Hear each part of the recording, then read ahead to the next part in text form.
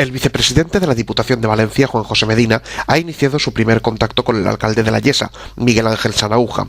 Sanahúja transmitió su preocupación por el problema del agua en este municipio de Los Serranos al diputado provincial durante el encuentro que ambos mantuvieron, tal como manifestó al término del mismo, de ahí que solicitara un sondeo de agua al ente provincial.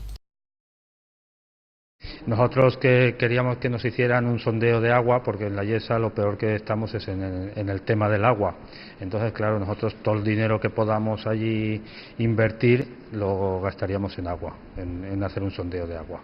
La Diputación de Valencia a los pueblos pequeños es la que nos está manteniendo y la que nos está apoyando mucho, porque estamos casi todo el presupuesto que podemos es de Diputación, con los planes provinciales y los demás planes que son los que nos están ayudando bastante.